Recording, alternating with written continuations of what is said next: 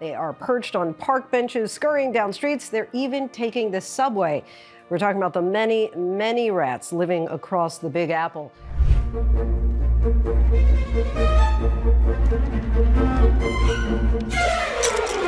Imagine bioengineered predators sweeping through subway tunnels and alleyways, hunting for rodents. Is this the final solution for pest control in one of the most iconic cities in America? Did New York release millions of rat killers? Today, we'll answer that and how the city's war on rats had quietly evolved while also extracting lessons from the past. Let's crawl right in. The scale and history of New York's rat problem. New York City's battle with the brown rat, Rattus norvegicus, stretches back more than 2 centuries. The brown rat, often called the Norway rat, is not native to North America. It arrived in the 1700s aboard European trading ships docking in lower Manhattan's colonial harbors, likely carried in barrels of grain and cargo holds. By the early 19th century, as New York's population swelled past 200,000, rats had already found a niche in the growing warren of tenement basements, slaughterhouses, and docks that lined the East River and lower Hudson. By 1850, as city engineer George Waring Jr. later described in his sanitation reports, the city's underground world of sewers, cellars, and refuse heaps provided an unbroken habitat for vermin. The expansion of the sewer system in the late 19th century only deepened the problem. The first large-scale, brick-lined sewers, designed to handle both stormwater and waste, became an extensive shelter for rats, connecting nearly every block of lower Manhattan by the 1880s. Sanitary reformers like Colonel Waring, who led the Department of Street Cleaning in the 1890s, recognized that the city's primitive waste disposal system, which was haunted by open garbage piles and unsealed ash barrels, fed the rat population as effectively as it fed disease. They tried to fight the good fight, but failed. Despite revolutionary reforms, including the introduction of uniformed white wings sanitation workers and horse-drawn street sweepers, the city could not starve the rat population as quickly as it grew. As New York entered the 20th century, with immigration and industrialization pushing the population past 3 million, rats had become an inseparable part of the city's ecology. By the 1940s, the problem had reached public health levels that demanded systematic study. The New York City Department of Health began mapping infestations across boroughs, correlating them with housing decay, uncollected waste, and food distribution sites. The first official rat control campaigns were launched in 1949, supported by federal urban renewal funds under President Truman's Health for All initiative.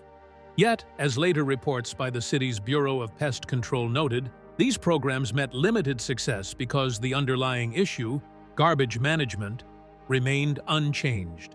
The city continued to produce thousands of tons of organic waste daily, with open metal trash cans left unsealed on sidewalks for hours before collection. A routine that sustained rats in neighborhoods, from the Lower East Side to Harlem. The post-war boom brought new high-rise construction, but it also produced fresh conditions for infestation. Public housing complexes built under the New York City Housing Authority in the 1950s and 1960s provided rats with heat, shelter, and a maze of infrastructure to occupy. Reports compiled by the Health Department's Rat Indexing Unit during the 1960s documented that in some low-income housing developments, over 30% of inspected basements showed active burrows or droppings. During the city's fiscal crisis of the 1970s, funding cuts to sanitation and pest control worsened the issue, leaving entire neighborhoods without consistent waste pickup. By the early 1980s, the city had become synonymous with urban grit, and rats were part of that image, featured in films, local journalism, and the tabloid press as symbols of urban neglect. By the early 21st century, the city's population had rebounded. Tourism and real estate were booming, but rats remained a resilient underclass of New York life. Data analysis finally began to quantify what residents had long known. In 2014, Columbia University statistician Jonathan Auerbach conducted a study combining 311 complaint data, sanitation records, and housing density to estimate that New York had around 2 million rats, roughly 1/4 of the human population. His findings, published through the American Statistical Association, reshaped the city's understanding of the problem, emphasizing that infestations were hyper-localized. Certain blocks, not entire boroughs, accounted for the majority of rat sightings. The data showed especially high densities in parts of the Bronx, Upper Manhattan, and Brooklyn's Bedford-Stuyvesant, areas where waste storage, aging buildings, and dense housing created ideal breeding conditions. By 2022, official 311 hotline reports logged over 26,000 rat sightings, a 60% increase compared to 2019, confirming the city's worsening rodent trend. Public health experts traced the surge to shifting waste and food patterns during the COVID-19 pandemic, when lockdowns shuttered restaurants and offices. Rats lost access to commercial food waste, forcing them to relocate to residential zones where household trash became their primary source. The Centers for Disease Control and Prevention issued a national advisory in May 2020, warning of unusual or aggressive rodent behavior linked to the disruption of food supplies. The city's Department of Health also noted a concurrent rise in leptospirosis cases, a bacterial disease transmitted through rat urine. Between 2021 and 2023, New York documented 49 confirmed cases, including 24 in 2023 alone, the highest number ever recorded. These outbreaks correlated geographically with high rat sighting densities in the Bronx and Upper Manhattan. From a historical perspective, each phase of New York's development has inadvertently nurtured the rat population it seeks to control.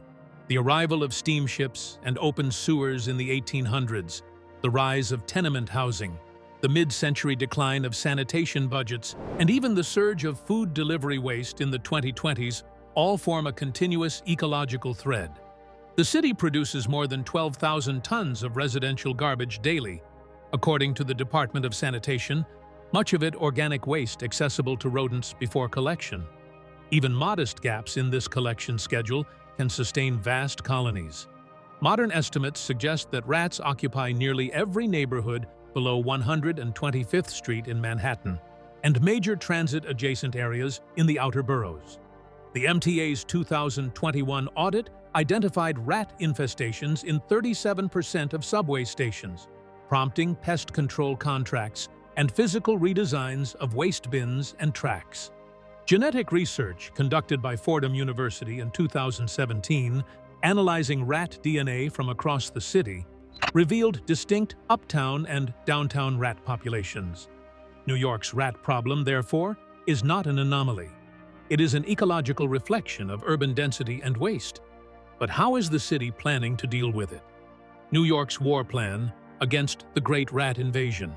By 2023, New York City had reached a turning point in its centuries-long struggle against rats. Mounting frustration over infestations, surging 311 complaints, and worsening public health concerns prompted Mayor Eric Adams to overhaul how the city managed rodent control. On April 12, 2023, Adams announced the creation of the Office of Rodent Mitigation, a centralized command designed to unify what had long been a fractured system. At its helm, he appointed Kathleen Corradi, an urban ecology and pest management specialist who became the city's first-ever director of rodent mitigation, quickly dubbed the Rat Czar by the press. Her appointment marked the first time in New York's history that a single authority was responsible for coordinating all aspects of rat control. Before Corradi's appointment, New York's rat management was divided among multiple agencies. The Department of Health and Mental Hygiene oversaw health inspections. The Department of Sanitation handled waste collection. The Department of Parks and Recreation maintained green spaces. And the Department of Housing Preservation and Development monitored building violations. Each agency worked in isolation, creating bureaucratic overlaps and data gaps that hindered meaningful progress. Under the new office, all operations were coordinated through the Mayor's Office of Citywide Operations, where Corradi's team integrated cross-agency data on sanitation, complaints, and housing conditions. This digital unification, supported by predictive mapping and public dashboards, marked the city's first attempt to manage rodent control as a single ecological system, rather than as scattered nuisance abatement. A key initiative under the unified framework was Get Stuff Clean, launched in late 2022 and expanded under Karate's direction in 2023. The program targeted more than 1,000 high-priority rat mitigation zones across the 5 boroughs, neighborhoods with chronic infestations traced through 311 data, health reports, and sanitation records. Areas such as Harlem, Chinatown, Bushwick, Inwood, and the Bronx's Grand Concourse were among the worst affected, with dense housing and outdated infrastructure providing ideal breeding grounds. Crews intensified street cleaning, doubled waste pickups, and removed over 1,500 tons of debris within 6 months. For the first time, city sanitation and housing teams worked side by side, combining environmental cleanup with building code enforcement. The Adams administration also revived a long-delayed waste management reform, the trash containerization program, which required all buildings to store garbage in sealed, rat-resistant bins rather than plastic bags piled curbside. This shift had been proposed for decades, but resisted due to cost and space constraints. Starting July 2023, all residential properties with up to 9 units had to use rigid, lidded containers, with larger buildings and businesses following in early 2024. The policy's intent was simple but transformative: remove food access to bring down rat populations. Sanitation Commissioner Jessica Tisch called the change the single most important modernization of New York's waste system in a century. Complementing containerization was a reform to the city's trash set-out hours, a detail that proved surprisingly critical.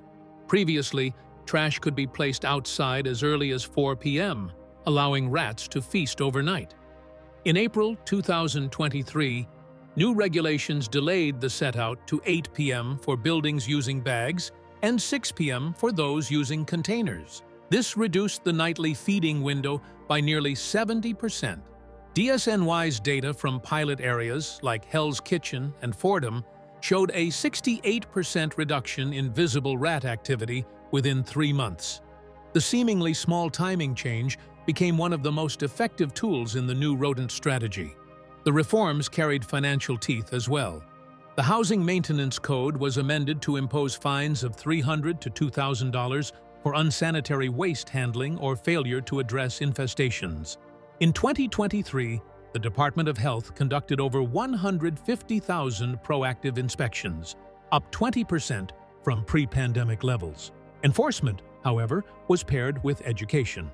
The city expanded its Rat Academy workshops to train landlords, superintendents, and residents on waste-proofing and structural sealing techniques. These free programs, often held in community centers and public libraries, were part of a broader shift towards civic participation rather than purely punitive enforcement. Mayor Adams himself became the public face of the campaign. He repeatedly declared that rats don't run this city. Posters, subway ads, and social media videos emphasized civic pride and responsibility, urging residents to treat garbage management as a shared urban duty. Studies showed that neighborhoods participating in community-led cleanups saw up to 40% fewer infestations when supported by consistent municipal service. The technological backbone of the city's rodent control came from upgrades to the Rat Information Portal, or RIP, a public online map showing inspections, violations, and active mitigation work. Originally launched in 2010, RIP was redesigned in 2023 to provide block-level data, integrating 311 reports with sanitation and housing records. Residents could now view whether their block had recent violations or ongoing cleanups, while agencies used the same data to prioritize interventions.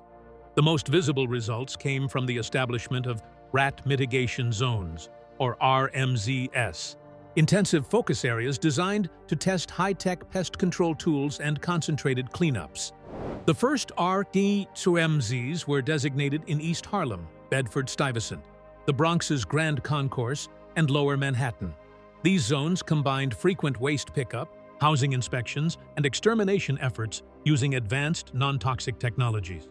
Among them were carbon monoxide burrow systems, which safely suffocate rats underground, and dry ice sealing, a humane method that fills burrows with carbon dioxide gas. Both techniques were approved for use after successful trials in Chicago, Boston, and Columbus Park, Manhattan, showing faster results and fewer environmental risks than poisons. Another major innovation was the deployment of rat killers, or smart bait stations, such as Ecomil, an Italian-designed system using food-based attractants rather than chemicals. Once a rat enters, the device automatically euthanizes it in a non-toxic liquid and records each capture digitally. These stations, piloted in Bedford-Stuyvesant and East Harlem, connected to a live dashboard managed by the Office of Technology and Innovation, allowing technicians to monitor trap activity in real time. Field data from late 2023 showed that Ecomila units cut manual servicing time by 30%, while maintaining higher capture rates than conventional traps. The Office of Rodent Mitigation's 2024 progress report documented clear results. Rat sighting complaints in RMZs fell by 55% within the first year. East Harlem's complaints dropped from about 3,200 to 1,400, while Grand Concourse fell from 2,800 to 1,300. The city attributed these gains to the combination of containerization, increased cleaning, and real-time data tracking. Compliance with waste rules rose by over 40% in those same neighborhoods. The city's investment reflected its ambition. The fiscal year 2023 budget allocated $3.5 million for rat mitigation and another $1.7 million for new technology and staffing. The City Council, under Speaker Adrienne Adams, also passed laws requiring agencies to share infestation data through standardized digital systems, ending decades of siloed reporting. 20 full-time rat mitigation specialists were hired to oversee the zones, equipped with portable sensors and AI-linked monitoring tools. The scientific and infrastructural focus of the RM drew national and international attention. Experts like Jason Munchai South of Fordham University praised the data-driven approach as the first time New York treated rat control as urban engineering, not extermination. Kaylee Byers of the University of British Columbia's Urban Rat Project noted that the city's methods shifted the paradigm from poison to prevention. By late 2024, additional RMDs were launched in Washington Heights, Bushwick, and Flushing, expanding the pilot network based on the early successes. Despite the progress, Corradi and other officials acknowledged that sustainable control depended on infrastructure more than extermination. The city's 12,000 tons of daily residential garbage still presented an enormous challenge, especially in neighborhoods lacking storage space for bins. But the RMZs provided valuable insight into which combinations of technology, policy, and public behavior produced the most measurable change. This iterative, data-based refinement process set New York apart from past war on rats campaigns that relied on mass poisoning or short-term cleanup drives. By the end of 2023, the city recorded its first 14% citywide decline in rat sightings since 2018, a modest but symbolically important milestone. Public health oversight and community involvement. New York City's fight against rats has evolved into one of the most sophisticated urban public health and environmental management efforts in the world. What began as a centuries-old struggle with infestations has transformed into a data-driven, community-centered strategy that treats rat control as a matter of infrastructure, ecology, and collective responsibility, rather than brute extermination.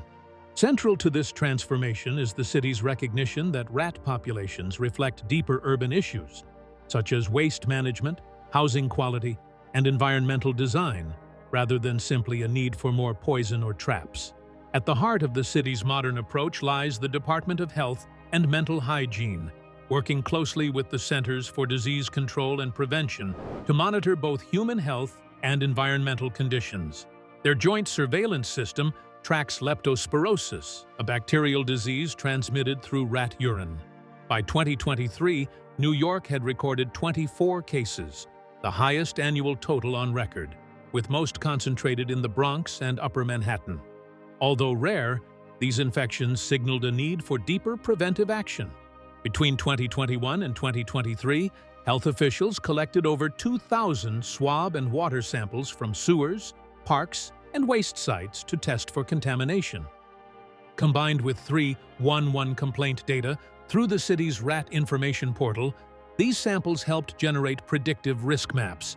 This early warning network links hospitals, pest management contractors, and municipal labs, ensuring that any confirmed case triggers immediate sanitation and inspection sweeps in surrounding areas. Prevention, not extermination, defines the city's new philosophy. The Community Rat Academy, launched in 2017, embodies this shift. The free program trains property owners, building superintendents, and residents in structural and environmental rat prevention, sealing entry points, eliminating nesting zones, and managing waste correctly. By 2023, over 5,000 participants had graduated as certified community monitors. These volunteers act as local watchdogs, inspecting properties, documenting risks, and coordinating with city agencies. Their fieldwork complements municipal inspections, turning neighborhoods into the first line of defense. The city provides checklists and access to inspection tools, and many community monitors now coordinate directly with sanitation and housing officials. This education-first model has steadily reduced dependence on rodenticides and exterminators, fostering long-term behavioral and infrastructural change. Grassroots participation has reinforced this framework. Community groups like We Love Bed-Stuy, East Harlem 360, and the Bronx Community Cleanup Coalition organize block cleanups, trash drives, and borough mitigation events in neglected areas where rats thrive. The city's Adopt a Basket program, which allows residents to co-manage sealed litter bins, has grown to more than 1,200 bins by late 2023. These partnerships have helped reshape urban sanitation as a shared civic effort rather than a government-only function. Public involvement has proven crucial in reducing infestation rates as residents learn to identify structural risks and maintain neighborhood hygiene between city inspections. The Department of Parks and Recreation has extended these principles into green spaces, historically some of the most difficult environments to manage. In 2023, the Central Park Conservancy conducted a GPS mapping survey that identified over 1,100 active rat burrows, which were then removed through soil compaction and vegetation trimming. In Brooklyn's Prospect Park, volunteers collected nearly 50 tons of litter in a single year. Parks in Queens and the Bronx, such as Flushing Meadows Corona Park and Van Cortlandt Park, introduced stainless steel mesh barriers around waste bins and compacted soil techniques to close burrows. These ecological interventions mirror the city's broader integrated pest management strategy, which prioritizes environmental design and sustainability. Residents and gardeners are also encouraged to use non-lethal deterrents like peppermint oil or ultrasonic devices instead of poison. New York City's high-tech rat mitigation strategy has proven just as effective as any mass release of rat killers. Backed by $3.5 million in funding, the city uses AI cameras, contraceptive baits, and smart waste containers instead of poisons or predators. Proactive inspections rose 65% between 2022 and 2024, leading to a 14% overall drop in rat complaints and up to 55% declines in key mitigation zones. Thousands of humane trapping and euthanasia devices complement this system, achieving real population control through data, engineering, and coordinated sanitation rather than brute extermination. Well, that's it for now. Thanks for watching. Did you like this video? If you did, please consider liking, dropping a comment, and hitting the subscribe button so that you don't miss out on our new uploads. Also, don't miss this video you see on your screen right now. It's truly unbelievable.